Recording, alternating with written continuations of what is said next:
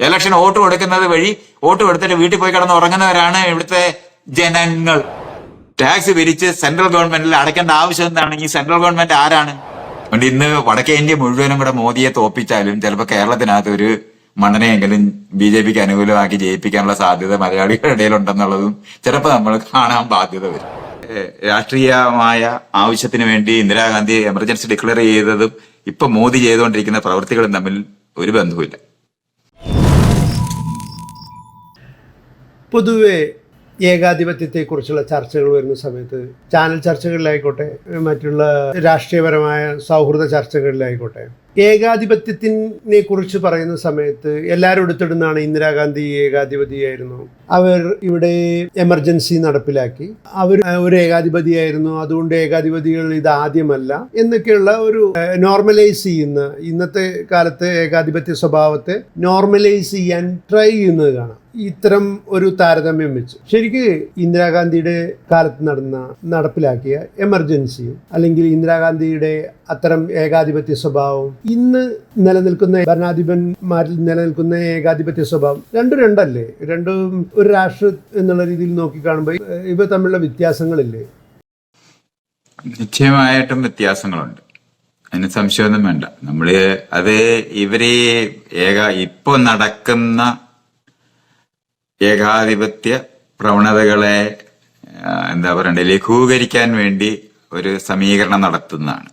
അതിനകത്ത് അന്ന് emergency declare ചെയ്യുക എന്ന് പറയുന്നത് തന്നെ കോൺസ്റ്റിറ്റ്യൂഷണലായിട്ടുള്ള ഒരു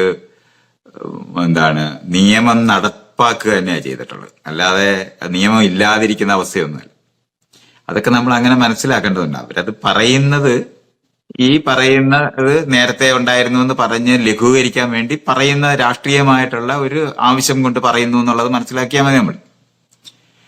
നമുക്കിപ്പോ ഉള്ള നമ്മുടെ പ്രശ്നം എന്ന് പറയുന്നത് പ്രഖ്യാപിതമായ മത രാഷ്ട്രീയമുള്ള ഒരു രാഷ്ട്രീയ പാർട്ടി അധികാരത്തിലേറുകയും അതിനനുസരിച്ചിട്ട് എല്ലാ തരത്തിലുമുള്ള എന്ന് പറഞ്ഞാൽ ഭരണഘടനാ വിരുദ്ധമായിട്ടുള്ള എല്ലാ തരത്തിലുമുള്ള പ്രവൃത്തികളും ചെയ്യുന്നിടത്തേക്ക് കാര്യങ്ങൾ നീങ്ങിയതാണ് നമ്മുടെ പ്രശ്നം.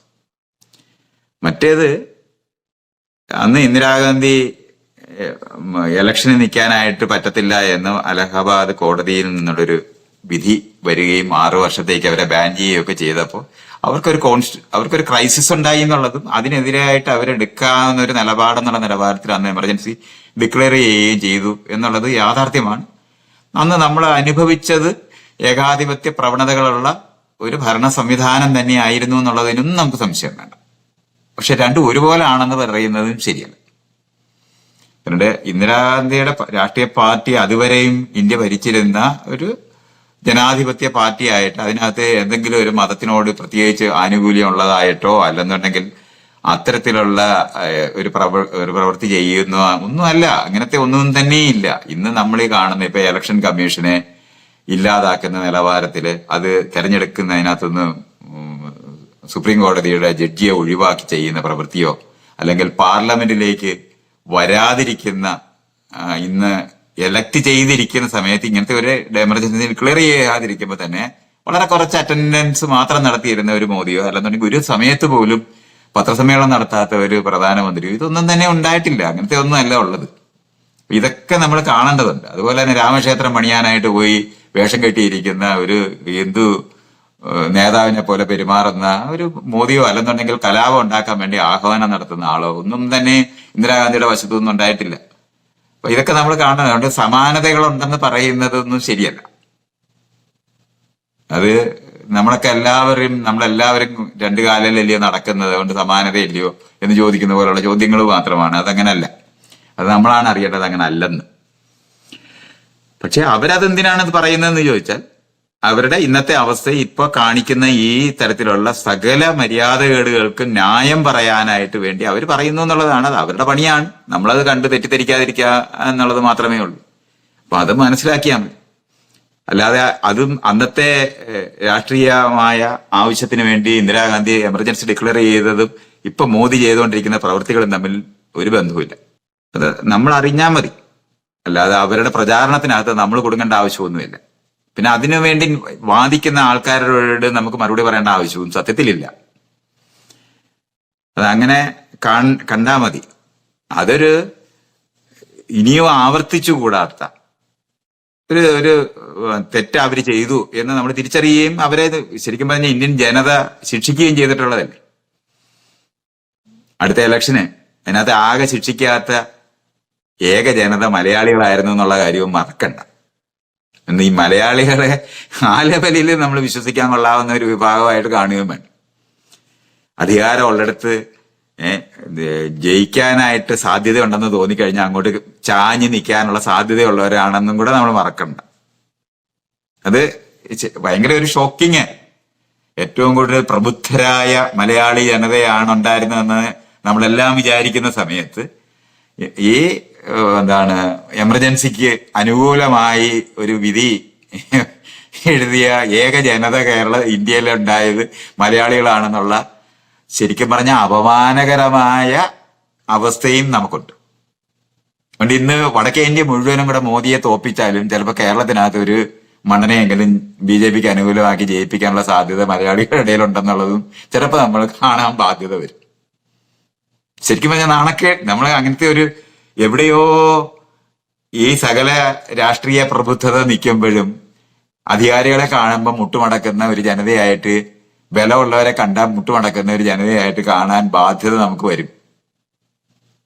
അങ്ങനെ ഒരു കോറില്ലായ്മ മലയാളികൾക്കുണ്ട് എന്ന് തന്നെയാണ് ഞാൻ കാണുന്നത്. ഞാൻ തരം ഒരു നമുക്ക് നഷ്ടം ഉണ്ടാകാതെ എങ്ങനെങ്കിലും തടിതെപ്പി നിൽക്കാൻ പറ്റുമെന്നുണ്ടെന്ന് തോന്നിയാൽ അങ്ങോട്ട് ചാഞ്ഞ് നിൽക്കാൻ പറ്റും. അത് ഞാൻ പറയുന്നതുകൊണ്ടല്ല, അടിയന്തരാവസ്ഥയിൽ കണ്ടതുകൊണ്ട് പറയുന്നതാണ്. അതുകൊണ്ട് ഞാൻ സ്വല്പം ഒരു അവിശ്വാസത്തോടാണ് ഈ മലയാളികളുടെ രാഷ്ട്രീയ പ്രബുദ്ധതയെ കാണുന്നത്. വടക്കേന്ത്യ ആൾക്കാര് അവർ മണ്ടരായിരിക്കുമ്പോ തന്നെയും കൊണ്ടുപഠിക്കുന്നവരാണ്, കണ്ട് തന്ത്രപൂർവ്വം നിൽക്കുന്നവരല്ല. അവര് വേദനിച്ചാൽ അവര് തിരിച്ചടിക്കും. അത് അവരിലേ കണ്ടിട്ടുള്ളൂ, മലയാളികളിൽ അത് കണ്ടിട്ടില്ല. മലയാളികൾ തന്ത്രപരമായി നിൽക്കാനേ നോക്കാറുള്ളൂ. ഇതൊരു പ്രശ്നമായിട്ടാണ് ഞാനത് കാണുന്നത്. അതുകൊണ്ട് ശരിക്കും രാഷ്ട്രീയ പ്രബുദ്ധരായ ജനതയായി മാറിയിട്ടുമില്ല എന്ന ഒരിടത്തുനിന്ന് പോകുന്നു മറ്റിടത്ത് എത്തിയിട്ടില്ല എന്ന് പറയുന്ന പോലുള്ള ഒരു സ്ഥലത്ത് കിടക്കുന്ന ജനതയായിട്ടാണ് മലയാളികളെ ഞാൻ കാണുന്നത്. അത് പലതരത്തിൽ കാണാൻ പറ്റും. ഏറ്റവും കൂടുതൽ വിദ്യാഭ്യാസം നേടിയ ജനതയായിട്ട് കാണാൻ പറ്റും. പക്ഷെ ഏറ്റവും മോശമായി ഇവിടുത്തെ സ്ത്രീകളോട് പെരുമാറുന്നവരെ ഈ മലയാളികളായിട്ട് തന്നെ കാണാൻ പറ്റും. രാത്രി സ്ത്രീകൾക്ക് നടക്കാൻ പറ്റാത്ത ഏറ്റവും കുറച്ച് നടക്കാനായിട്ട് അനുവദിച്ചിട്ടുള്ള ഒരു സമൂഹമായിട്ട് ഇങ്ങനെ ഒരു കോൺട്രഡിക്ഷൻ ഉണ്ട് മലയാളികളുടെ ഒരു ബോധത്തിനകത്ത്. ഒരിടത്തുനിന്ന് പോരുകയും മറ്റിടത്ത് എത്തിച്ചേരുന്നിട്ടില്ലാത്ത ട്രാൻസിഷനായിട്ട് ത്രിശങ്കുവിൽ കിടക്കുന്ന ഒരു ജനതയായിട്ടാണ് ഞാൻ ഈ മലയാളികളെ കാണുന്നത്. അതുകൊണ്ട് ഈ ഇത്തരത്തിലുള്ള ആർഗ്യുമെന്റ്സ് ഇയാൾ കേൾക്കുന്ന മലയാളികളുടെ ഇടയിൽ നിന്നാണെങ്കിൽ അതിനകത്ത് അത്ഭുതപ്പെടേണ്ട കാര്യമൊന്നുമില്ല. രണ്ടും ഒരുപോലല്ല. ഇയാളുടെ ചോദ്യത്തിനകത്തേക്ക് നമ്മൾ തിരിച്ചു വീണ്ടും വരികയാണെങ്കിൽ രണ്ടും ഒരുപോലല്ല. അതുകൊണ്ട് അവർക്ക് വ്യക്തിപരമായി ഉണ്ടായ ഒരു പേഴ്സണൽ ക്രൈസിസിനെ നേരിടാൻ വേണ്ടി അന്ന് എമർജൻസി ഡിക്ലെയർ ചെയ്തിട്ട് അവര് വീണ്ടും ഇലക്ഷനിലേക്ക് തിരിച്ചു കൊണ്ടുവരാനാണ് ശ്രമിച്ചിട്ടുള്ളതൊക്കെ. ഇന്ദിരാഗാന്ധി ഏകാധിപതി മാത്രമായിരുന്നെങ്കിൽ അവരെന്തിനാണ് ഇലക്ഷൻ തിരിച്ചു കൊണ്ടുവന്നത്? അപ്പൊ അവരത് അങ്ങനെ ചെയ്തിട്ടില്ല. അവരത് റിക്കവർ ചെയ്തിട്ട് നേരെ ആക്കാൻ പറ്റും എന്ന് അവർ പ്രതീക്ഷിക്കുന്നുണ്ട്. ഇതങ്ങനെയല്ല. ഇയാള് ഇലക്ഷന് നിൽക്കുമ്പോൾ പോലും അതെങ്ങനെ മാനിപ്പുലേറ്റ് ചെയ്യാൻ പറ്റുമെന്നും EVM തൊട്ട് സകലവും നശിപ്പിക്കാൻ എങ്ങനെ പറ്റുമെന്നും എല്ലാ കോൺസ്റ്റിറ്റ്യൂഷണൽ ആയിട്ടുള്ള ചെക്ക് മെഷേഴ്സ് ആയിട്ടിരുന്ന എല്ലാ സ്ഥാപനങ്ങളെയും RSSന്റെ കീഴിൽ കൊണ്ടുവരികയും ചെയ്തിരിക്കുന്ന ഒരു പ്രവൃത്തിയാണ്. ഇനിയിപ്പോ ഈ ഇലക്ഷനെ മോദി തോറ്റെന്ന് തന്നെ വെക്കും, അപ്പോഴും കേറുന്നവർക്ക് ജനാധിപത്യപരമായി അവിടുത്തെ ഒരു ഭരണ സംവിധാനം നടത്താൻ കഴിയാത്തത്രയും അത് ഡിസ്ട്രോയ് ചെയ്തിട്ടുണ്ട്. അത് നമ്മൾ അങ്ങനെ മനസ്സിലാക്കണം. പുറത്ത് നിന്ന് ഭരിക്കാൻ പറ്റുന്ന അവസ്ഥ സൃഷ്ടിച്ചിട്ടുണ്ട്. ഇതൊന്നും തന്നെയും ഇന്ദിരാഗാന്ധിയുടെ കാലത്ത് നടന്നിട്ടില്ല. ഇൻസ്റ്റിറ്റ്യൂഷൻസ്, നമ്മൾ ഈ തൂണുകൾ എന്ന് പറഞ്ഞ് സുപ്രീം കോടതിയിലെ 1-2 ജഡ്ജിമാരൊഴിച്ച് ബാക്കി മുഴുവൻ പേരും, താഴോട്ടിരിക്കുന്ന എല്ലാ ജഡ്ജിമാരും പേടിച്ചിട്ടും അതേപോലെ തന്നെ അവരുടെ എന്താണ് കയ്യാളുകളായിരിക്കുന്ന ആൾക്കാരെയാണ് അതിനകത്ത് എല്ലാം വെച്ചിരിക്കുന്നത്. യൂണിവേഴ്സിറ്റിയുടെ തലപ്പത്തിരിക്കുന്ന സകല ഡീനുകൾ, അതേപോലെ തന്നെ ICHR, ചരിത്ര NCERT, ഇത് മുഴുവനും നശിപ്പിച്ചിട്ടില്ല. ഇനി ആര് കയറിയാൽ എങ്ങനെയാണ് ഈ കോൺസ്റ്റിറ്റ്യൂഷനെ രക്ഷിക്കാൻ പറ്റുന്നത് എന്നുള്ളത് നമുക്ക് ആലോചിക്കാൻ പറ്റാത്തത്രയും ഡിസ്ട്രോയ് ചെയ്തിട്ടുണ്ട്. ഇവിടുത്തെ സകല മീഡിയ, ടെലിവിഷൻ കംപ്ലീറ്റ് വാങ്ങി അവർക്ക് ഇഷ്ടമുള്ള പോലെ ആക്കിയിട്ടുണ്ട്. ഇന്റർനെറ്റിനകത്ത് ഇപ്പൊ സോഷ്യൽ മീഡിയയിലെ ഞാനോ താനോ ഇരുന്ന് സംസാരിക്കുന്ന നിലവാരത്തിൽ ഇത് തന്നെ അവർ രണ്ടാമത് ഇനി അധികാരത്തിൽ വന്നാൽ നമുക്ക് ഇത് സംസാരിക്കാൻ പറ്റത്തില്ല. ഇങ്ങനത്തെ ഒരു സാധനമൊന്നും ഇല്ല. അടിയന്തരാവസ്ഥ കാലത്ത് ഉണ്ടായിരുന്ന ചെക്ക് ആൻഡ് മെഷേഴ്സ് മുഴുവനും അന്നത്തെ കോൺസ്റ്റിറ്റ്യൂഷണൽ ആയിട്ടുള്ള നിയമം അനുസരിച്ചിട്ട് തന്നെയാണ് ചെയ്തിരുന്നത്. ഇത് നിയമരാഹിത്യമാണ് ഇപ്പോൾ ഉണ്ടായിട്ടുള്ളത്. ഇഷ്ടമുള്ളതുപോലെ പെരുമാറുകയാണ്. പത്രസമ്മേളനം നടത്താതിരിക്കാനായിട്ട് ഒരു പ്രധാനമന്ത്രിക്ക് അങ്ങ് കഴിയല്ലേ? 10 വർഷമായില്ലേ? ഇങ്ങനത്തെ ഒരു സംഭവം ഒന്നുമില്ല. അയാൾക്ക് ഇഷ്ടമുള്ളതുപോലെയാണ് അയാളുടെ പെരുമാറുന്നത്. പാർലമെന്റിലൊക്കെ വന്നിട്ട് അയാള് ഒരു മറുപടിയും പറയത്തില്ല, ഒരു ചർച്ചയ്ക്കകത്തും പങ്കുചേരത്തില്ല. അയാൾക്ക് 1 വേ ട്രാഫിക്കിൽ അയാൾ സംസാരിക്കുകയാണ് ചെയ്തത്. ഇപ്പൊ ഈ പാർലമെന്റിന്റെ ഉദ്ഘാടനത്തിന് എന്തുകൊണ്ട് പ്രസിഡന്റിനെ വിളിച്ചില്ലെന്ന് ചോദിക്കുന്നതിന് ഉത്തരം പറയേണ്ട കാര്യമില്ല. മണിപ്പൂരിലേക്ക് പോകേണ്ട ആവശ്യമില്ല. ഇഷ്ടമുള്ള പോലെ പെരുമാറുന്നിടത്തേക്ക് എത്തിച്ചേർന്നിട്ട് ഇതൊക്കെ നമ്മൾ കാണേണ്ടതുണ്ട്. അത് വേറൊരു കാര്യമാണ്. മാത്രമല്ല, ഈ കോൺസ്റ്റിറ്റ്യൂഷണൽ ആയിട്ടുള്ള ക്രൈസിസ് ആണ് നമുക്കുണ്ടുള്ളത്. എല്ലാ സ്ഥാപനങ്ങളെയും അയാൾ നശിപ്പിച്ചു കളഞ്ഞു. അതുകൊണ്ട് ഇനിയിപ്പോ ഒരു ഭരണം ഉണ്ടായാൽ തന്നെയും അത് മുമ്പോട്ട് പോകത്തില്ല എന്ന് ഞാൻ ഇപ്പൊ ഞാൻ മറുവശത്ത് നിൽക്കുന്ന ഇന്ത്യ മുന്നണി ജയിച്ചവിടെ എത്തിയാലും അവർക്ക് പഴയ ഒരു ജനാധിപത്യപരമായിട്ടുള്ള ഇൻസ്റ്റിറ്റ്യൂഷൻസ് മുഴുവനും മോശമാണെന്നുള്ള നിലപാടാണ് എനിക്ക് ഇപ്പോഴും ഉള്ളത്. പക്ഷെ ആ റിലേറ്റീവായിട്ട് നിലനിന്നിരുന്ന ഇൻസ്റ്റിറ്റ്യൂഷൻസ് പോലും ഇല്ലാതായിപ്പോയിട്ടുണ്ട്. അതുകൊണ്ട് പഴയ ഒരു ജനാധിപത്യപരമായിട്ടുള്ള ഒരു ഞാൻ റിഫോം ചെയ്ത് നന്നാക്കാൻ പറ്റുമെന്ന് നമ്മൾ പ്രതീക്ഷിച്ചിരുന്ന ഒരു സ്ഥാപനങ്ങൾ അവിടെ ഉണ്ട് എന്ന് ഞാൻ വിചാരിക്കുന്നില്ല. അത് മുഴുവൻ നശിപ്പിച്ചു പോയിട്ടുണ്ട്. അപ്പൊ അതുകൊണ്ടാണ് നമ്മൾ മനസ്സിലാക്കാനുള്ളത്, അന്നത്തെ കാലത്തും ഇന്നത്തെ കാലത്തിനും സമീകരിക്കുക എന്ന് പറയുന്നത് ശരിയല്ല. ഭരണഘടനാ സ്ഥാപനങ്ങൾ ഇനി ഇവർ വന്നു കഴിഞ്ഞാലും ഇന്ത്യ മുന്നണി വരികയാണെങ്കിലും ഭരണഘടനാ സ്ഥാപനങ്ങൾ തീവ്ര പക്ഷത്തോടു കൂടി ചേർന്ന് നിൽക്കുന്ന ഹിന്ദുത്വവാദികളുടെ ഒരു ഭരണകേന്ദ്രമായി മാറിയിരിക്കുന്നു എന്ന് പറയുന്നത്, ഇത്തരം പ്രവൃത്തി മുന്നേയും നടന്നിട്ടില്ലേ? ഇപ്പോൾ ഒരു ഡീപ്പ് സ്റ്റേറ്റ് നമുക്ക് ഫീൽ ചെയ്യില്ലേ ശരിക്കും നമ്മൾ ഹിസ്റ്ററിയിലേക്ക് നോക്കുന്ന സമയത്ത്? പ്രത്യേകിച്ച് കർക്കരയെ പോലുള്ള ആളുകളെ കൊന്നിട്ട്, അല്ലെങ്കിൽ അത് ഇവർ തന്നെ പറയുന്നു, കോൺഗ്രസ് തന്നെ ഈ അടുത്ത് പറയുണ്ടായി, കർക്കരയെ കൊന്നത് ആരാണ് എന്നതിൽ സംശയമുണ്ട്. ഇപ്പോൾ നമുക്കറിയാം, അതിനുവേണ്ടി വാദിച്ചിരുന്ന അല്ലെങ്കിൽ അതിൻ്റെ വിധി പറഞ്ഞ വ്യക്തികളൊക്കെ ഇപ്പോൾ BJP സീറ്റിൽ മത്സരിക്കുന്നുണ്ട്. ഇത്തരം ഒരു ഡീപ്പ് സ്റ്റേറ്റ് നിലനിൽക്കുന്നുണ്ട് എന്ന് പറഞ്ഞു കഴിഞ്ഞാൽ ഇത് ഗ്രാജുവലായി വളർന്നു വന്നിട്ടുള്ള ഒന്ന് തന്നെയല്ലേ? അല്ല, ഗ്രാജുവലായി വളർന്നു വന്നതിനെ പറ്റിയല്ലേ നമ്മൾ സംസാരിക്കുന്നത്. അപ്പൊ പഴയത് ഇത് ഒരുപോലാണെന്ന് പറയുന്നത് തമ്മിലുള്ള എന്ത് വ്യത്യാസം? ഞാൻ നോർമലൈസ് ചെയ്യുന്നതല്ല, പക്ഷെ ഇത് ഇപ്പോൾ കോൺഗ്രസ് ഭരിച്ചിരുന്ന സമയത്താണ് ഈ പറയുന്ന കർക്കരയുടെ മരണം നടക്കുന്നത്. പക്ഷെ അതിനൊരു നീതിയുക്തമായ അന്വേഷണം നടന്നിട്ടില്ല എന്നുള്ളത് ചർച്ച ചെയ്യപ്പെടുന്ന ഒന്ന് തന്നെയല്ലേ? ഞാൻ പറഞ്ഞില്ലേ, ഇത് ആ നിലവാരത്തിലുള്ള ഡീപ്പ് സ്റ്റേറ്റ് എന്നൊക്കെ പറയുന്നുള്ള വാക്കൊക്കെ ഇയാളിപ്പോ ഉപയോഗിക്കുന്നില്ല. ഡീപ്പ് സ്റ്റേറ്റ് എന്ന് പറയുന്ന കേട്ട, ലോകത്തൊരു നിയമം ഉണ്ടാക്കിയ ആ നിയമം അങ്ങനെ അവര് അതിന് മറികടക്കാൻ പറ്റും. പാർലമെന്റ് എന്നും പാർലമെന്റ് കോൺസ്റ്റിറ്റ്യൂഷൻ ഉണ്ടായ കാലം തൊട്ട് ആ കോൺസ്റ്റിറ്റ്യൂഷൻ മറികടക്കാൻ എന്തെല്ലാം ചെയ്യാൻ പറ്റുമെന്ന് റിസർച്ച് ചെയ്യുന്നവർ തന്നെയാണ് നാട്ടിലെല്ലാം ഉള്ളത്. നിങ്ങളിപ്പോ ടാക്സ് ഇവേഡ് ചെയ്യാനായിട്ട് നിങ്ങൾ ചെയ്തുകൊണ്ടിരിക്കുന്ന വർക്കുകളില്ലേ, ഓരോ വീട്ടുകാരനും ആലോചിക്കുന്നില്ലേ? അങ്ങനെ നിലനിൽക്കുന്ന നിയമവ്യവസ്ഥയെ മറികടന്ന് വേറൊന്ന് ചെയ്യാൻ പറ്റുമെന്ന് ആലോചിക്കുന്നത് എല്ലാ നാട്ടിലും ചെയ്തുകൊണ്ടിരിക്കുന്നതാണ്. അതിനെ ഇന്ന് ഭയങ്കര ഭാഷയിൽ ഡീപ്പ് സ്റ്റേറ്റ് എന്ന് വിളിച്ച് എന്തോ സംഭവം ഉണ്ടെന്ന് തോന്നിക്കുന്ന നിലവാരത്തിൽ പറയേണ്ട. ഞാൻ പറയുന്നത്, അങ്ങനെ പറയുമ്പം ഇത് ആരും ചെയ്യാതിരുന്നതാണെന്ന് തോന്നുന്നു. അങ്ങനെയല്ല. നിലനിൽക്കുന്ന എല്ലാ നിയമങ്ങളും മറികടക്കാൻ വേണ്ടി ആളുകൾ ആലോചിച്ച് രഹസ്യമായിട്ട് കറപ്ഷൻ എന്നൊക്കെ പറയുന്ന സാധനം എല്ലാം തന്നെയാണ് ഈ ഡീപ്പ് സ്റ്റേറ്റ്. അല്ല, അത് എന്താണ്?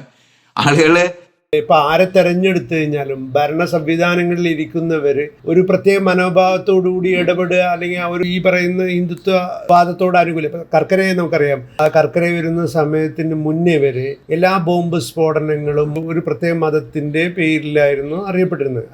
അവര് തന്നെ വന്ന് അവര് ബോംബ് സ്ഫോടനം നടത്തിയതിനു ശേഷം അവർ തന്നെ ഡിക്ലെയർ ചെയ്യും, ഞങ്ങളാണ് ചെയ്തതെന്നൊക്കെ പറഞ്ഞ ഒരുപാട് പേരുകൾ ഇട്ടിട്ട് പല മത തീവ്രവാദ സംഘടനകളും അങ്ങനെ പേരുകൾ ഇട്ടിട്ട് അവർ ഡിക്ലെയർ ചെയ്യും ഞങ്ങൾ തന്നെയാണ്. ഇത്തരം ബോംബ് സ്ഫോടനങ്ങൾ അവരല്ലായിരുന്നു ഇതിന്റെ പിറകിൽ, വേറെ ഹിന്ദുത്വ തീവ്രവാദ സംഘടനകളായിരുന്നു എന്നുള്ളത് കർക്കരയിൽ വരുമ്പോൾ, കർക്കരയെ കൊല്ലാൻ പിറകിൽ നിന്ന് വെടിവെച്ചു എന്നൊക്കെ പറയുന്ന വാദം വരുമ്പോഴും അത് തെളിയിക്കപ്പെടാൻ അല്ലെങ്കിൽ അതിന് അന്വേഷണം വരാതിരിക്കുകയൊക്കെ ചെയ്യുന്നൊരു ഘട്ടം കടന്നു പോകുന്നത് ഭരണ സംവിധാനങ്ങളിലിരിക്കുന്ന ഒരു പറ്റം ഈ പറഞ്ഞ അനുകൂല മനോഭാവത്തോടുകൂടി, ഇത്തരം പ്രവർത്തികളുടെയൊക്കെ അനുകൂല മനോഭാവത്തോടുകൂടിയുള്ള ഒരു ഭരണ സംവിധാനങ്ങളിൽ ഇരിക്കുന്നതിൻ്റെ ഭാഗമായി മുന്നേയും സംഭവിച്ചിട്ട് വരാൻ പോകുന്ന ഭരണം ഇന്ത്യ മുന്നണി വരികയാണെങ്കിൽ ഇത് തിരിച്ചറിയും തിരുത്തേണ്ടതും വളരെ അത്യാവശ്യ ഘടകമല്ലേ.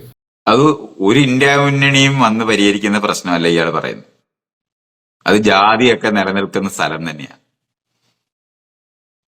ആളുകള് സെൽഫ് ഇൻട്രസ്റ്റോടെ ഗ്രൂപ്പുകൾ രൂപപ്പെടുത്തി ഇപ്പൊ അമേരിക്കയിലുള്ള രാജ്യത്താണ് ലോബി ചെയ്യുക എന്ന് പറയുന്ന സാധനം എല്ലാം ചെയ്യുന്നതല്ലേ. എല്ലാരും കറപ്ഷൻ ചെയ്ത ആൾക്കാര് ഈ മന്ത്രിമാരെയൊക്കെ കാശ് കൊടുത്ത് വാങ്ങത്തില്ലേ.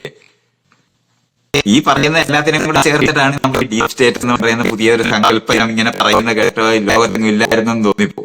അല്ല, നമ്മൾ അമേരിക്കയെ കുറിച്ചൊക്കെ മുന്നേ ഡിസ്കസ് ചെയ്യുന്ന സമയത്ത് പലരും പറയുന്നുണ്ട് അവിടെയൊക്കെ ഒരു മുൻധാരണയോടുകൂടിയുള്ള ഭരണ സംവിധാനങ്ങളാണ് നിലനിൽക്കുന്നതൊക്കെ ഡിസ്കഷനിൽ വരാറുണ്ട്. പക്ഷെ നമ്മളിപ്പോൾ അനുഭവിക്കുമ്പോൾ നമുക്കും തോന്നുന്നില്ല അത്തരം ഒരു ലോകത്ത് ഇയാളുടെ വീട്ടിനകത്ത് മുൻവശത്ത് ഇരുന്ന് ചിരിക്കുന്നത് നാട്ടുകാരോട് സംസാരിക്കുന്ന പോലെ അല്ല നമ്മളെന്ന് പറയുന്നത് പോലെ തന്നെയാണത്. അങ്ങനെ അല്ലാത്ത ലോകം ഉണ്ടായിരുന്നു എന്ന് അഭിനയിക്കേണ്ട കാര്യമില്ലെന്നാ ഞാൻ ഈ പറയുന്നത്. അത് അവിടെ കിടക്കുകയല്ലേ, നേരത്തെ തൊട്ട് തുടങ്ങിയതല്ലേ എന്ന് പറയുമ്പം ഇതിനെല്ലാം ഗുണപരമായ മാറ്റമുണ്ട്. ആളുകൾ രഹസ്യമായിട്ട് പണ്ട് വീട്ടിനകത്ത് ഇപ്പം നമ്മുടെ സുഹൃത്തിനെയും കൊണ്ട് ചെല്ലുമ്പം അവിടെ കാപ്പിയൊക്കെ കുടിച്ചിട്ട് പോയി കഴിയുമ്പോൾ അമ്മയും അച്ഛനും നീ എന്തിനാണ് ഈ അന്യജാതിക്കാരനെ വിളിച്ച് പരിക്കകത്ത് കൊണ്ടുവന്നതെന്ന് ചോദിക്കും. അത് ചെയ്യുന്നത് പരസ്യമായിട്ട് അവർ ചെയ്യത്തുണ്ടാകത്തില്ല. അപ്പൊ അതിനെ അങ്ങനെ അവര് പോയി കഴിയുമ്പോൾ പെരുമാറുന്ന രീതി തന്നെയാണ് നമ്മൾ ഡീപ് സ്റ്റേറ്റ് എന്ന് പറയാവുന്ന സാധനം. ഇവരുടെ എല്ലാം ഈ ഇരിപ്പുണ്ട്, ജാതി മത വിശ്വാസങ്ങളും അവരുടേതായ കാര്യങ്ങളും. പക്ഷെ മറ്റുള്ളവരുടെ അടുത്ത് കാണുമ്പോൾ ചിരിച്ചുകൊണ്ട്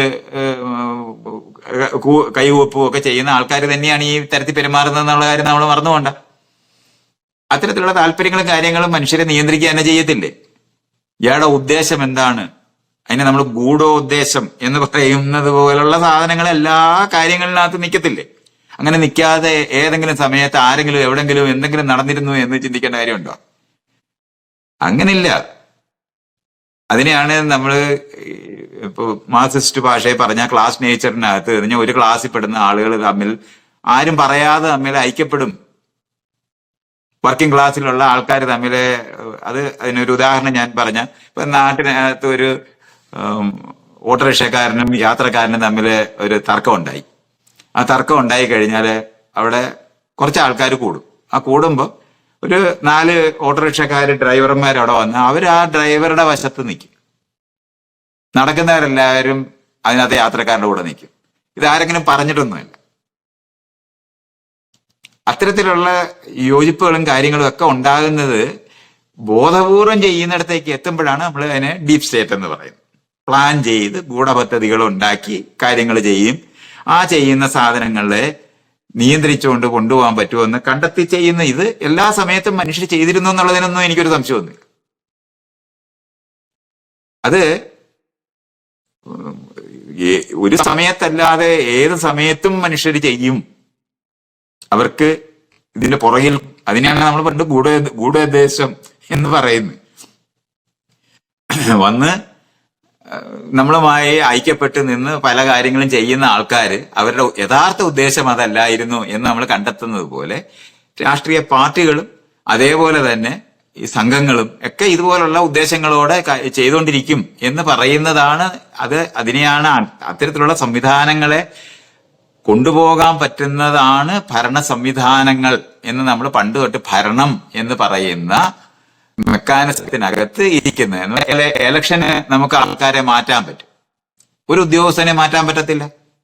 ഇപ്പൊ യഥാർത്ഥത്തിലെ സ്റ്റേറ്റ് എന്ന് പറയുന്നത് ആ ഉദ്യോഗസ്ഥന്മാരുടെ ഇരിപ്പിടങ്ങളാണ്. അതാണ് യഥാർത്ഥത്തിലുള്ള സ്റ്റേറ്റ്. ഇപ്പൊ ഇലക്ഷൻ നടക്കാതെ 10 വർഷം ഇരിക്കുമ്പോഴും ഇവിടുത്തെ ഭരണ സംവിധാനങ്ങൾ വർക്ക് ചെയ്യുന്നത് എങ്ങനെയാണ്? ഇതാണ് നമ്മൾ ഞാൻ എത്രയോ നാളായിട്ടിരുന്ന് ഇയാളുടെ അടുത്ത് തന്നെ സംസാരിച്ചുകൊണ്ടിരിക്കുന്നതാണ്. ഇവിടുത്തെ ഇൻസ്റ്റിറ്റ്യൂഷൻസ് മുഴുവൻ എന്ന് പറഞ്ഞാൽ പണ്ട് ഭരിക്കാൻ വേണ്ടി രാജാക്കന്മാരും ബ്രിട്ടീഷ് രാജാക്കന്മാരും ഒക്കെ ഉണ്ടാക്കിയ സാധനങ്ങളാണ് നമ്മളെടുത്ത് ഉപയോഗിക്കുന്നത്. അങ്ങനെ തന്നെ ഉപയോഗിക്കാൻ കഴിയില്ല എന്നും, പോലീസുകാരല്ല വേണ്ടതെന്നും, ജനങ്ങൾക്ക് അസിസ്റ്റൻസ് ആണ് വേണ്ടതെന്നും എന്ന് പറയുമ്പോൾ പോലീസ് എന്ന് പറയുന്ന ഫോഴ്സ് അല്ല അവിടെ വേണ്ടത്. ആളുകളെ അടിച്ചമർത്തി ഭരിക്കാൻ വേണ്ടി അവരുടെ മുകളിൽ ആയുധം ഉപയോഗിക്കുന്ന ആൾക്കാരെ അല്ല നമ്മൾ പോലീസ് എന്ന് വിളിക്കേണ്ടതെന്നും, പോലീസ് എന്നുള്ള വാക്ക് തന്നെ ഒഴിവാക്കണമെന്നൊക്കെ പറയുമ്പോൾ ഈ അർത്ഥമാണ്. അല്ല ഇവിടുത്തെ ഇൻസ്റ്റിറ്റ്യൂഷൻസ്, കോടതി, സുപ്രീം കോടതി, ഹൈക്കോടതി എന്നൊക്കെ പറഞ്ഞ എന്താണത്? എന്താണ്? എത്രയോ ലക്ഷക്കണക്കിന് കേസുകൾ കോടതി കെട്ടിക്കിടക്കുകയാണ് ഉപയോഗശൂന്യമായിട്ട്. നീതി നടപ്പാക്കുന്നുണ്ടെന്ന് തെറ്റിദ്ധരിക്കണം. ഇതൊക്കെ അഴിച്ചു പണിയേണ്ട സാധനമാണ്. അത് ചെയ്യാതിരുന്നിട്ട് ഡീപ് സ്റ്റേറ്റ് ഉണ്ടെന്ന് ചോദിച്ചാൽ ഡീപ് സ്റ്റേറ്റ് ആണ്, ഡീപ് സ്റ്റേറ്റേ ഉള്ളു. അതിനകത്ത് ട്രാൻസ്പെറൻസി എന്ന് പറയുന്ന ഒരു നിയമം ഉണ്ടാക്കിയിട്ട് അത് തന്നെ അതിനകത്ത് സാധനങ്ങൾ എടുത്ത് കളയല്ലേ ചെയ്യുന്നതേ. നമുക്ക് ഇൻസ്റ്റിറ്റ്യൂഷൻസ് ട്രാൻസ്ഫോം ചെയ്തിട്ടുണ്ട്, അതിന് ഘടന മാറ്റേണ്ടതുണ്ട്. ഇതൊക്കെ ഞാൻ എത്രയോ നാളായിട്ടിരുന്ന് പറയുന്നത്. നമുക്ക് ഹൈക്കോടതിയും സുപ്രീം കോടതിയും ഒന്നും ആവശ്യമില്ല. നമുക്ക് ഒരു ഭാര്യയും ഭർത്താവോ അല്ലെങ്കിൽ ഒരു വീട്ടുകാരുടെ കേസുകൾ ചർച്ച ചെയ്യണമെന്നുണ്ടെങ്കിൽ പഞ്ചായത്തിനകത്ത് തീരണം. മുകളിൽ കോടതികൾ ഉണ്ടാക്കി അവിടെ എല്ലാം വാദിച്ചിട്ട് അവസാനം എന്ത് ന്യായമാണ് കിട്ടുന്നത്, അല്ലെങ്കിൽ എന്ത് നീതിയാണ് കിട്ടുന്നത്? ഒന്നും കിട്ടത്തില്ല. ആരെങ്കിലും ഒരാൾ നോക്കുകത്തില്ലേ അവസാനത്തെ കോടതിയിൽ പോയാലും നീതി കിട്ടുമോ? കിട്ടത്തൊന്നുമില്ല. ആ ഘടനയൊക്കെ ഉണ്ടാക്കി വെച്ചിരുന്നത് ആളുകളെ നിയന്ത്രിക്കാൻ വേണ്ടി കണ്ടുപിടിച്ചിരുന്ന സിസ്റ്റമാണ്. അതൊക്കെ അഴിച്ചു കളയേണ്ടതാണ്. അല്ലാതെ ഡീപ് സ്റ്റേറ്റ് ഉണ്ടാകാതിരിക്കാനായിട്ട് ഒരു വഴിയില്ല. ഉണ്ടാകും. ഇപ്പോഴത്തെ നിലനിൽക്കുന്ന ഭരണ സംവിധാനമാണ് നിലനിർത്തുന്നതെങ്കിൽ ഡീപ് സ്റ്റേറ്റ് ഉണ്ടാകും.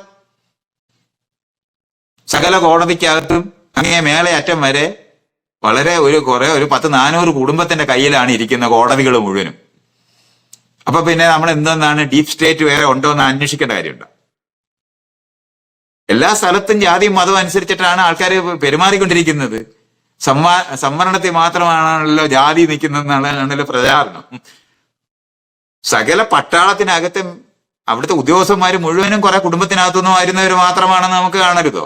ഇതെല്ലാം നിലനിൽക്കുന്നത് നേരത്തെ നിന്നിരുന്ന സംവിധാനമാണത്. പഴയ ജാതി സംവിധാനമാണ് നമ്മൾ ഈ കാണുന്ന സമൂഹം മുഴുവനും. ഡീപ് സ്റ്റേറ്റ് ഉണ്ടോ എന്നുള്ള ചോദ്യമല്ല, ഡീപ് സ്റ്റേറ്റ് അഴിച്ചു പണിയുന്നതിനെ പറ്റിയാണ് സംസാരിച്ചുകൊണ്ടിരിക്കുന്നത്. അല്ലാതെ ഇനിയിപ്പോ ഇവിടെ അങ്ങോട്ട് ഇലക്ഷന് കയറിയ ഉടനെ തന്നെ ആൾക്കാരങ്ങ് നന്നാക്കി കളയും എന്നുള്ള തെറ്റിദ്ധാരണയൊന്നും വേണ്ട. ഇതേ സ്ഥാപനങ്ങളാണ് നിങ്ങൾ ഉപയോഗിക്കാൻ പോകുന്നതെന്നുണ്ടെങ്കിൽ നിങ്ങൾക്ക് നന്നാക്കാനൊന്നും നോക്കത്തില്ല, അഴിച്ചു കളയണം. സുപ്രീം കോടതിയൊക്കെ എന്ന് പറയുന്നത് ഒരു സ്റ്റേറ്റും ഒരു കേന്ദ്ര ഗവൺമെന്റ്, അത് തന്നെ ഡീപ് സ്റ്റേറ്റാ. എന്തിനാണ് ഇങ്ങനത്തെ കേന്ദ്ര ഗവൺമെന്റ്? മറ്റുള്ളവരുടെ മുകളിൽ ഭരിക്കാൻ ഒരു കേന്ദ്ര ഗവൺമെന്റ്? അത് വൈസ്രോയി ഭരിച്ചിരുന്ന രീതിയാണ്, ബ്രിട്ടീഷുകാർ ഭരിച്ചിരുന്ന രീതിയാണ് ഈ കേന്ദ്ര ഗവൺമെന്റ്. കേന്ദ്ര ഗവൺമെന്റ് അല്ല, ഫെഡറൽ സ്റ്റേറ്റുകളുടെ കോയലീഷൻ ആണ് ഉണ്ടാകേണ്ടത്. ആ കോയലീഷൻ ഉണ്ടാകുക എന്ന് പറയുന്നത് യൂറോപ്യൻ പാർലമെന്റ് പോലെ ഉണ്ടാകേണ്ട കാര്യമേ ഉള്ളൂ. സ്റ്റേറ്റുകളെല്ലാം സ്വതന്ത്രമായിട്ട് നിലനിൽക്കേണ്ടതാണ്, സ്വന്തം നിയമപ്രകാരം നിൽക്കേണ്ടതാണ്. ഇങ്ങനെയാണ് ഇത് അഴിച്ചു പണിയേണ്ടത്. ഈ അഴിച്ചു പണി നടത്താതിരിക്കുന്ന എല്ലാവരെയും കീഴ്പ്പെടുത്തി ഭരിക്കാനൊക്കുന്ന പഴയ സംവിധാനത്തിനകത്ത് അവിടെ മോദിയൊക്കെ ഇരിക്കുന്നത് വൈസ്രോയി ഇരിക്കുന്ന പോലാണ് ഇരിക്കുന്നത്. വലിയ കൊട്ടാരത്തിനകത്താണ് ഇരിക്കുന്നത്. ഈ സ്റ്റേറ്റിനകത്തുള്ള സകല മുഖ്യമന്ത്രിമാരും പോയിരിക്കുന്നത് പഴയ രാജാക്കന്മാരുടെ കൊട്ടാരത്തിലാണ് ഇരിക്കുന്നത്. അതിനെയാണ് ഡീപ് സ്റ്റേറ്റ് എന്ന് മനസ്സിലാക്കേണ്ടത്. അവിടെ പോയിരുന്നുകൊണ്ട് നിങ്ങൾക്ക് ജനാധിപത്യപരമായി പെരുമാറാൻ പറ്റില്ല എന്നുള്ള കാര്യം 70 വർഷമായിട്ട് ഇത് അഴിച്ചു പണിയാത്തത് കൊണ്ടാണ്. പഞ്ചായത്ത്, ഞാൻ പലതവണ പറഞ്ഞിട്ടുള്ളതാണ്, പഞ്ചായത്തുകൾ ഉണ്ടാക്കി ഡീസെൻട്രലൈസ് ചെയ്ത് ഈ അധികാര കേന്ദ്രീകരണം എടുത്തു കളയുക എന്നുള്ളതാണ് വേണ്ടത്. ആ അധികാര കേന്ദ്രീകരണം എടുത്തു കളഞ്ഞിട്ട് ഈ കോടതികൾ അഴിച്ചു പണിയേണ്ടതുണ്ട്. ആ കോടതിക്കകത്തെങ്ങും ഒരു ജനാധിപത്യവും ഇല്ല. ജനാധിപത്യം ഉണ്ടായെന്ന് അറിഞ്ഞുകൂടാത്ത സെക്രട്ടറിമാരും ജഡ്ജിമാരും ക്ലർക്കന്മാരും ഉദ്യോഗസ്ഥരുമാണ് ഈ ഇന്ത്യ മുഴുവൻ ഇരിക്കുന്നത്. ഇന്ത്യക്ക് സ്വാതന്ത്ര്യം കിട്ടിയ കാര്യം അറിഞ്ഞുകൂടാത്തത് അവരാണ്, ജനങ്ങളല്ല.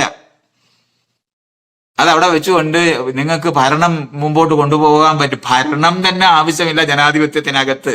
അത് ഞാൻ 100 തവണ പറയും, ഓരോ തവണയും പറയും. ക്രമീകരണവും സേവനവുമാണ് ജനാധിപത്യത്തിലുള്ളതെന്ന് പറയുമ്പം അത് എന്തോ തമാശയ്ക്ക് ഞാൻ പറയുന്ന ഒരു കാര്യമായിട്ടാണ് ആൾക്കാർ കേൾക്കുന്നത്. എന്നിട്ട് ഡീപ് സ്റ്റേറ്റ് എന്നൊക്കെ അങ്ങോട്ട് പറയുമ്പോൾ എന്തോ വലിയ പുളുത്തി കാര്യം പറഞ്ഞ പോലെ തോന്നും. ഈ സംവിധാനങ്ങളാണ്, ഇതിനെയാണ് മാർക്സിസ്റ്റ് ഭാഷയിലെ ഭരണകൂടം എന്ന് വിളിക്കുന്നത്. ഭരണകൂടം എന്ന് പറയുന്ന സാധനം നിലനിർത്തിക്കൊണ്ട് ജനാധിപത്യ സംവിധാനങ്ങൾ രൂപപ്പെടുത്താൻ കഴിയില്ല. പുതിയ ഇൻസ്റ്റിറ്റ്യൂഷൻസ് ഉണ്ടാക്കേണ്ടതുണ്ട്. സ്കൂളുകൾ, കോളേജുകൾ, ഇതെല്ലാം ഹെയറാർക്കിക്കലായിട്ടാണ് പഠിപ്പിക്കുന്നത്. അങ്ങനെയാണ് ഉണ്ടാക്കുന്നത്. മേലോട്ട് മേലോട്ട് മേലോട്ട് മേലോട്ട് അധികാരം കേന്ദ്രീകരിക്കുക എന്ന് പറയുന്നതാണ് സെൻട്രൽ ഗവൺമെന്റ്. സെൻട്രൽ ഗവൺമെന്റ് എന്ന് പറയുന്ന സാധനത്തിനെ അഴിച്ചു പണിയേണ്ടതാണ്. അങ്ങനത്തെ കേന്ദ്ര ഗവൺമെന്റ്, ഇവിടുത്തെ ആളുകൾ തെരഞ്ഞെടുക്കുന്ന ജനാധിപത്യമായി തെരഞ്ഞെടുക്കപ്പെട്ട സ്റ്റേറ്റിനെ പിരിച്ചുവിടാൻ അധികാരമുള്ള ഒരു കേന്ദ്ര ഗവൺമെന്റ് ഉണ്ടായിക്കൂടാ. ഇങ്ങനെയാണ് മനസ്സിലാക്കേണ്ടത്.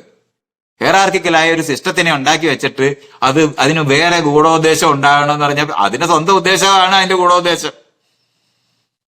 സെക്രട്ടറിമാരെ ഒരൊറ്റ IAS തെരഞ്ഞെടുക്കേണ്ട ആവശ്യമുണ്ടോ?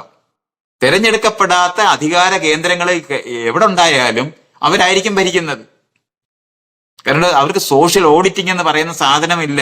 എലക്ഷൻ എന്ന് പറഞ്ഞാൽ സോഷ്യൽ ഓഡിറ്റിംഗ് ആണ്. സാമൂഹികമായ ഒരു പരിശോധന നടക്കുന്ന ഇടം ഈ പറയുന്ന രാഷ്ട്രീയക്കാരായിരിക്കുന്ന ആൾക്കാർക്കേ ഉള്ളു. ഭരിക്കുന്ന ആർക്കും ഇത് അനുഭവിക്കേണ്ട.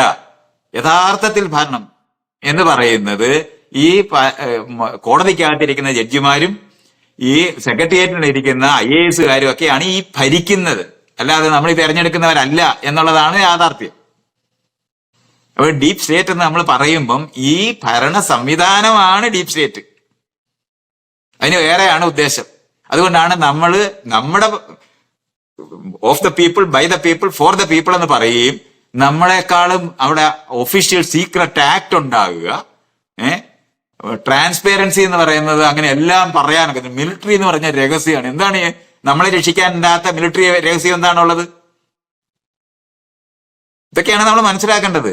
ഇതൊക്കെ പഴയ കാലത്തെ രാജസംവിധാനങ്ങളുടെയും അതേപോലെ കൊളോണിയൽ ആയിട്ടുള്ള അധികാരികളുടേതുമായിട്ടുള്ള സ്ഥാപനങ്ങളാണ് ഇതെല്ലാം തന്നെയും. ഈ സുപ്രീം കോടതി സഹിതം ഇരിക്കുന്നത് ജനാധിപത്യ വിരുദ്ധമായ കേന്ദ്രങ്ങളാണ്. വീടുകൾ തൊട്ട് സുപ്രീം കോടതി വരെ ജനവിരുദ്ധമായ കേന്ദ്രങ്ങളാണ്. അതെല്ലാം അങ്ങനെ തന്നെ നിലനിർത്തിക്കൊണ്ട് നിങ്ങൾ ജനാധിപത്യപരമായി ഇവിടെ ഭരിച്ചുകൊണ്ടിരിക്കുകയാണെന്ന് തെറ്റിദ്ധരിക്കേണ്ട. ഇതൊക്കെ അഴിച്ചു പണിയേണ്ട സ്ഥാപനങ്ങളായിട്ടാണ് നമ്മൾ മനസ്സിലാക്കേണ്ടത്. അവിടെയാണ് പഞ്ചായത്ത് ഉണ്ടാക്കിയിട്ട് പരാജയപ്പെട്ടിരിക്കുന്നവരാണ് നമ്മൾ. ഗ്രാമപഞ്ചായത്ത് മാത്രമേ ഉള്ളൂ. മറ്റേ പഞ്ചായത്തുകൾ രണ്ടും നോക്കുകുത്തികളാണ്. ഇപ്പോഴും സമാന്തര ഭരണമാണ് നടക്കുന്നത്. ടാക്സ് പിരിച്ച് സെൻട്രൽ ഗവൺമെന്റിൽ അടയ്ക്കേണ്ട ആവശ്യം എന്താണ്? ഈ സെൻട്രൽ ഗവൺമെന്റ് ആരാണ്? ഈ ചോദ്യം ഒന്നും ചോദിക്കാതിരിക്കുന്നത് വഴിയാണ് നിങ്ങൾ എന്തോ വലിയ കണ്ടുപിടുത്തം നടത്തിയ പോലെയാണ് ഈ പറയുന്ന ഡീപ് സ്റ്റേറ്റ്. ഡീപ് സ്റ്റേറ്റ് അല്ല, നിലനിന്നിരുന്ന സംവിധാനം അത് തന്നെയാണ്. ജനങ്ങളോട് ചോദിച്ചിട്ടുണ്ടായ സാധനങ്ങളല്ലത്. സുപ്രീം കോടതിയാണ് ഡീപ് സ്റ്റേറ്റ്. IASകാരാണ് ഡീപ് സ്റ്റേറ്റ്. ഈ കളക്ടർമാര് തൊട്ട് താഴോട്ടിരിക്കുന്ന വില്ലേജ് ഓഫീസർ വരെ ഇരിക്കുന്ന ആൾക്കാരെല്ലാരും ഡീപ് സ്റ്റേറ്റിന്റെ ആൾക്കാരാണ്.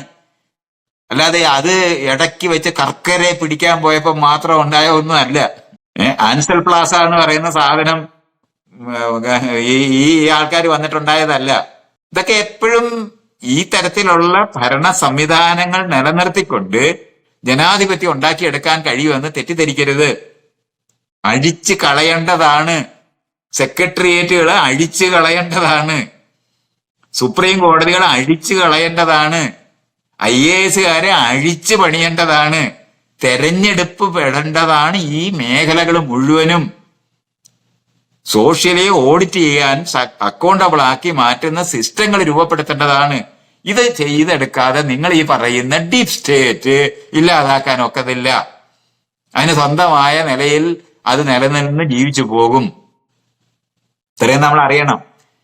ഓരോ സ്ഥലത്തിനകത്ത് നമ്മൾ ഒറ്റയടിക്ക് ഇത് ചെയ്യാൻ കഴിയാതിരിക്കുന്നത് കൊണ്ടാണ് അഴിച്ചു പണിയുക എന്ന് പറയുന്ന സാധനം വരുന്നത്. എല്ലാ ഉദ്യോഗസ്ഥന്മാരെയും തെരഞ്ഞെടുക്കേണ്ടതാണ്. അവിടെ അതിന് ഇലക്ഷന് നിൽക്കണമെന്നുണ്ടെങ്കിൽ IAS പാസ്സായ ഒരാൾക്ക് മാത്രമേ ആ നിലവാരത്തിൽ അഡ്മിനിസ്ട്രേഷന്റെ മേഖലയിൽ ഇലക്ഷന് നിൽക്കാൻ പറ്റത്തുള്ളൂ എന്നുള്ള ക്ലോസുകളാണ് ഉണ്ടാക്കേണ്ടത്. ഇതുപോലുള്ള ഓരോ മേഖലകൾ പരിശോധിച്ച് നോക്കിയാൽ മതി. അപ്പോഴാണ് അതൊക്കെ ആണുള്ളൂ. അല്ലാതെ നമ്മൾ ഈ പഴയ ബ്രിട്ടീഷുകാരുടെ കാലത്ത് ഉണ്ടാക്കിയിട്ടുള്ള ഭരണ സംവിധാനങ്ങളും അവര് ഉണ്ടാക്കിയെടുക്കാനുള്ള ക്ലർക്കന്മാരെ ഉണ്ടാക്കിയെടുക്കാനുള്ള സ്കൂൾ സിസ്റ്റവും നിലനിർത്തിക്കൊണ്ട് ജനാധിപത്യം ഉണ്ടാക്കിയെടുക്കാൻ കഴിയില്ല. ഇത്രയും നമ്മൾ അറിയണം. ഇത് മനസ്സിലാക്കാതെ നമ്മളെല്ലാവരും കൂടെ എന്തോ മഹത്തായ ഇൻസ്റ്റിറ്റ്യൂഷൻസ് ഉണ്ടായിരുന്നു എന്ന് തെറ്റിദ്ധരിക്കരുത്. നിലനിന്നിരുന്ന ഇൻസ്റ്റിറ്റ്യൂഷൻസ് പൊളിച്ചടുക്കേണ്ടതാണ്. ആ പൊളിച്ചടുക്കുന്നതിന് കാലതാമസം എടുക്കുമെന്നുള്ളത് കൊണ്ടാണ് സമാന്തരമായ ത്രിതല പഞ്ചായത്തുകൾ ഉണ്ടാക്കി സ്റ്റേറ്റ് എന്ന് പറയുന്നത് ഫെഡറൽ സ്റ്റേറ്റുകളായിട്ട് മാറുകയും കേന്ദ്ര ഗവൺമെന്റ് തലയ്ക്ക് മേളിൽ കയറിയിരിക്കുന്ന ഒരു സാധനമായിട്ടല്ല. കേന്ദ്ര ഗവൺമെന്റ് ആവശ്യമില്ലാത്തതാണ്. ഒരു കോയിലേഷൻ ഗവൺമെന്റ് എന്ന് പറയുന്ന മെക്കാനിസമേ അവിടെ ഉണ്ടാകാവൂ. അവർക്ക് നമ്മളെ പിരിച്ചുവിടാൻ അവകാശമില്ല. ആരാണോ തെരഞ്ഞെടുത്തിരിക്കുന്നത് അവർക്ക് മാത്രമാണ് ആളുകളെ തിരിച്ചു വിളിക്കാനുള്ള അവകാശം ഉണ്ടാകാവൂ. ഇതൊക്കെ നമ്മൾ കൊണ്ടുവരേണ്ടതാണ്. ഇതൊന്നും കൊണ്ടുവരാതെ ഡീപ് സ്റ്റേറ്റ് ഉണ്ടോ എന്ന് ചോദിച്ചാൽ ഡീപ് സ്റ്റേറ്റിലാണ് ഇരിക്കുന്നത്. സമാന്തര ഭരണം ഒരു ഇലക്ഷന് നടന്നില്ലെങ്കിൽ ഭരണം നടക്കുമെന്നുണ്ടെങ്കിൽ അത് എങ്ങനെയാണ് നടക്കുന്നതെന്നുള്ളതല്ലയോ കാണേണ്ടത്. അതുകൊണ്ടാണ് അഴിച്ചു പണിയേണ്ട സാധനമാണ് തെരഞ്ഞെടുപ്പ് എന്ന് പറയുന്നത്. അവസാനത്തെ ആള് ഇണകളെ തെരഞ്ഞെടുക്കുന്നത് തൊട്ട് ജഡ്ജിമാരെ തെരഞ്ഞെടുക്കുന്നത് വരെയുള്ള തെരഞ്ഞെടുപ്പ് ആവശ്യമാണ്. അല്ലാതെ വല്ലവനും കുടുംബ പാരമ്പര്യമായിട്ട് അച്ഛന്റെ മക്കളെല്ലാവരും ജഡ്ജിമാരായി മാറിക്കൊണ്ടിരിക്കുന്ന ഒരു സമൂഹത്തിനകത്തിരുന്നുകൊണ്ട് ഡീപ് സ്റ്റേറ്റ് ഉണ്ടോ എന്ന് ചോദിക്കേണ്ട. അത് രഹസ്യമായിട്ട് മൈക്രോസ്കോപ്പും ടെലസ്കോപ്പും വെച്ച് പരിശോധിച്ച് നോക്കി കണ്ടുപിടിക്കേണ്ട കാര്യമൊന്നുമില്ല. അത് തന്നെയാണ് ഉള്ളത്. അത് അഴിച്ചു പണിയണം. ഈ മുഴുവൻ മേള് കീഴിരിക്കുന്ന ജുഡീഷ്യൽ മജിസ്ട്രേറ്റിന്റെ കോടതി ജില്ലയിലിരിക്കുന്ന സാധാരണ മജിസ്ട്രേറ്റ് തൊട്ട്, സാധാരണ എന്നുള്ള വാക്കാണ് ഞാൻ ഉപയോഗിക്കുന്നതെന്ന് മറക്കണ്ട, ഇതുപോലുള്ള മജിസ്ട്രേറ്റർമാര് തൊട്ട് സുപ്രീം കോടതി വരെ എന്നല്ലയോ നമ്മളെപ്പോഴും പറയുന്നത്. എന്തുവാണ് ഈ മേപ്പോട്ട്? എന്തിനാണ് ഈ മേപ്പോട്ട്? അവിടെയാണ് നമ്മൾ മനസ്സിലാക്കേണ്ടത്. അങ്ങനെ ഒന്നിനു മേളിൽ ഇരിക്കുന്ന പഴയ സംവിധാനങ്ങൾ ഉപയോഗിച്ചുകൊണ്ട് ജനാധിപത്യം കൊണ്ടുവരാൻ കഴിയില്ല എന്ന് നമ്മളാണ് അറിയേണ്ടത്. അത് അഴിച്ചു പണിയാതെ നിങ്ങൾ എന്തെങ്കിലും ജനാധിപത്യം രാജ്യത്തുണ്ടാക്കാൻ പറ്റുമെന്ന് തെറ്റിദ്ധരിക്കരുത്. ക്ലാസ് റൂമിനകത്ത് ഇപ്പോഴും കീഴ് അധ്യാപകൻ വരുമ്പോൾ എണ്ണീറ്റ് നിൽക്കുന്ന സ്റ്റുഡൻസിനെ ഉണ്ടാക്കിക്കൊണ്ട് നമുക്ക് എങ്ങനെയാണ് ഈ പൗരബോധമുള്ള മനുഷ്യരെ ഉണ്ടാക്കും? ഇതൊന്നും തൊട്ടിട്ടില്ല. എന്നിട്ട് എന്തോ അക്ഷരാഭ്യാസം കൊടുക്കുക, കമ്പ്യൂട്ടർവൽക്കരണം നടത്തുന്നതൊക്കെയാണ് വിദ്യാഭ്യാസം എന്ന് തെറ്റിദ്ധരിക്കുന്നതുകൊണ്ടാണ്. കെട്ടിടങ്ങളിനകത്ത് വലിയ വലിയ കെട്ടിടങ്ങൾ പണിയുന്നതല്ല സ്കൂളുകൾ. ഈ കാണുന്ന സ്കൂൾ സിസ്റ്റം അഴിച്ചു കളയേണ്ടതാണ്. ക്ലാസ് റൂമുകൾ, കുട്ടികൾ ക്ലാസ് റൂം എന്ന് പറഞ്ഞാൽ റൂമിനകത്തേക്ക് ചുരുക്കുന്ന ക്ലാസ്സുകൾ ഇനി ഉണ്ടാകരുത്. ഇങ്ങനെ മനസ്സിലാക്കേണ്ട സ്ഥലങ്ങളുണ്ട്. ഇങ്ങനെ എല്ലാ മേഖലകളിനകത്തും ക്ലാസ് റൂമിനകത്ത്, വീടിനകത്ത് അച്ഛനും അമ്മയും കൂടെ ആലോചിക്കുന്ന കല്യാണം നടത്തുന്ന വീട്ടിനകത്തിരുന്നുകൊണ്ട് എന്ത് ജനാധിപത്യത്തിനെ പറ്റിയാണ് നിങ്ങൾ സംസാരിക്കാൻ പോകുന്നത്? ഇത് മുഴുവൻ അങ്ങനെ തന്നെ തുടർത്തുന്നുണ്ട്. മുകളിലൊരു ദൈവമുണ്ട്, ദൈവമാണ് നമ്മുടെ ജീവിതം മുഴുവൻ നിർണ്ണയിക്കുന്നതെന്ന് പഠിപ്പിച്ചുകൊണ്ടിരിക്കുന്ന അമ്പലത്തിലും പള്ളിയിലും പൊക്കോണ്ടിരിക്കുന്ന ഈ മനുഷ്യരുടെ ഇടയിൽ എന്ത് ജനാധിപത്യത്തിനെ പറ്റിയാണ് സംസാരിക്കുന്നത്? ഈ അമ്പലവും പള്ളിയൊക്കെയാണ് ഡീപ് സ്റ്റേറ്റ്. അല്ലാതെ രഹസ്യമായിട്ട് കുറച്ച് പേര് കാര്യങ്ങൾ നടത്തുന്നതല്ല ഡീപ് സ്റ്റേറ്റ്. അതിങ്ങനെ കേൾക്കുമ്പോ എന്തോ പുത്തനൊരു വാക്ക് കേട്ട് അമേരിക്കക്കാരൻ പറയുന്ന ചില വാക്കുകളാണ്. അതൊക്കെ കേട്ടിട്ട് എന്തോ രഹസ്യമായ സംഭവം, ഒന്നുമില്ല, വളരെ പരസ്യമായ തന്നെ സംഭവം ചെയ്യാനൊക്കും. അത്തരത്തിലുള്ള സംവിധാനങ്ങൾ നിൽക്കുന്നത് കൊണ്ടാണ് മോദിയെ പോലെ ഒരുത്തൻ അവിടെ കയറിയിരിക്കാൻ പറ്റുന്നത്. അവിടെ കയറിയിരുന്നിട്ട് ഈ അമ്പലം നടത്താനായിട്ട് നടക്കുന്ന വേഷവും കെട്ടിയിരിക്കുന്ന, നമുക്ക് കണ്ടാൽ തന്നെ അപമാനമുള്ള ഒരുത്തനല്ലേ അത്. ഇവനൊക്കെ ഉണ്ടായി വരുന്നത് എങ്ങനെയാണ്? ജനാധിപത്യത്തിന് ഒരു 70 വർഷത്തെ പ്രാക്ടീസ് കഴിഞ്ഞപ്പോൾ ഇത്രയും മോശപ്പെട്ട ആൾക്കാർ എങ്ങനെയാണ് അവിടെ അധികാരത്തിലെത്തുന്നത്? ഈ സംവിധാനങ്ങൾ നിലനിൽക്കുന്നതുകൊണ്ടാണ്. ഇത് അഴിച്ചു പണിഞ്ഞാൽ അവിടെങ്ങും ഉണ്ടാകത്തില്ല. അതുകൊണ്ട് സംവിധാനങ്ങളാണ് അഴിച്ചു പണിയേണ്ടത്, അല്ല ഡീപ് സ്റ്റേറ്റ് ഉണ്ടോ എന്ന് ചോദിക്കേണ്ട കാര്യമില്ല. അതുണ്ട്.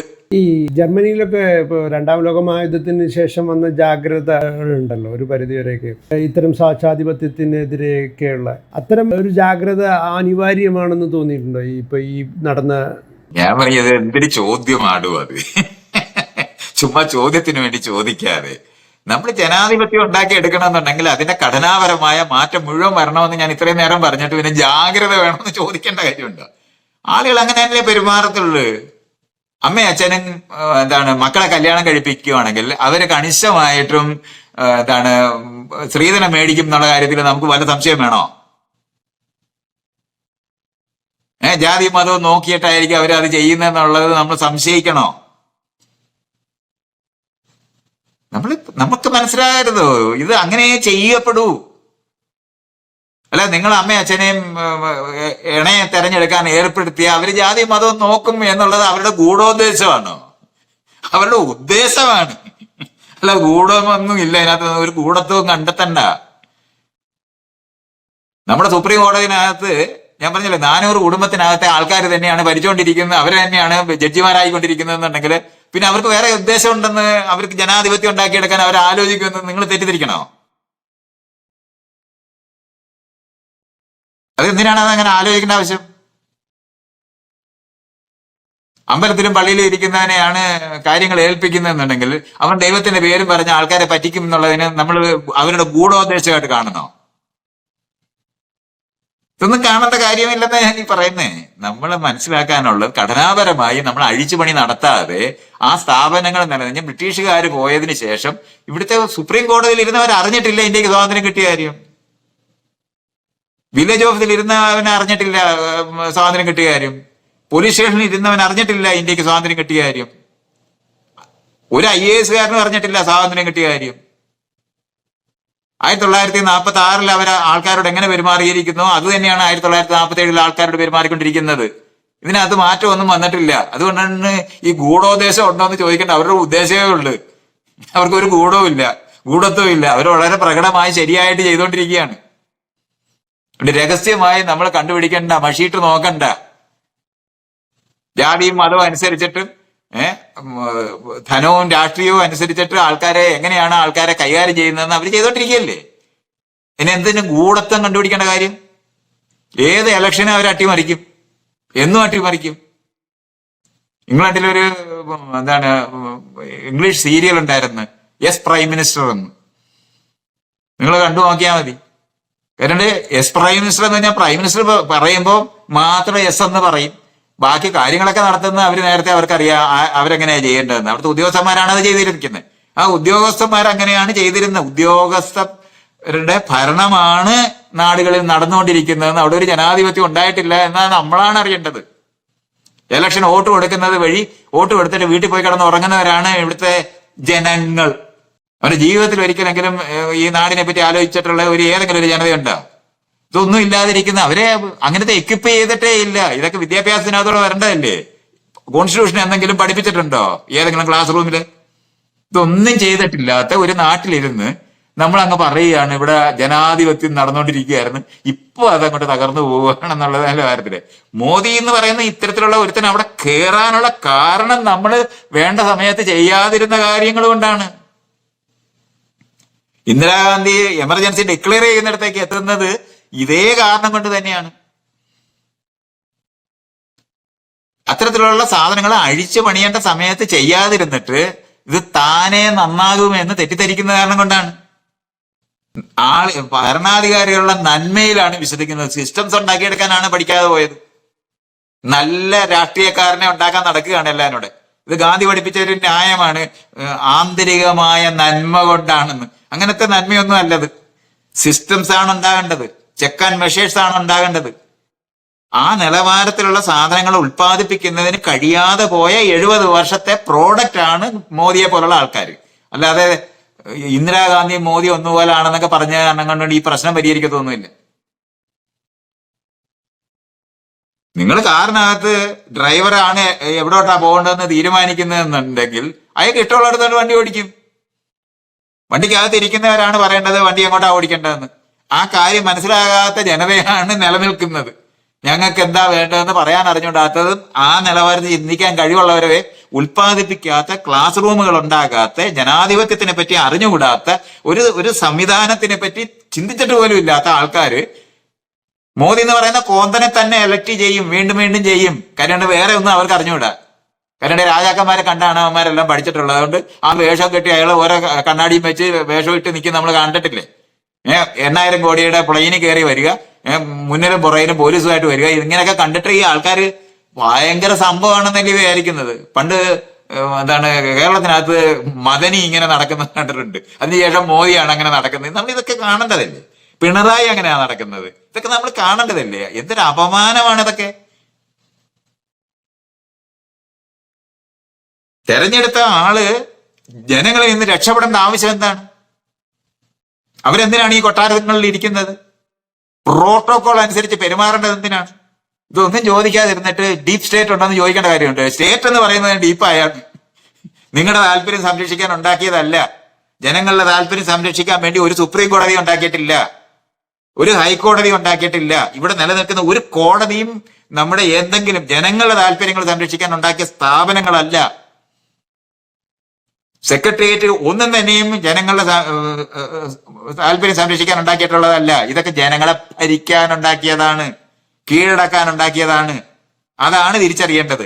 അത് അഴിച്ചു പണിയേണ്ട 70 വർഷം വേസ്റ്റ് ചെയ്തതിന് ശേഷം ഡീപ് സ്റ്റേറ്റ് ഉണ്ടോ എന്ന് ചോദിക്കേണ്ട കാര്യമില്ല. അസംബന്ധമായ ചോദ്യമാണത്.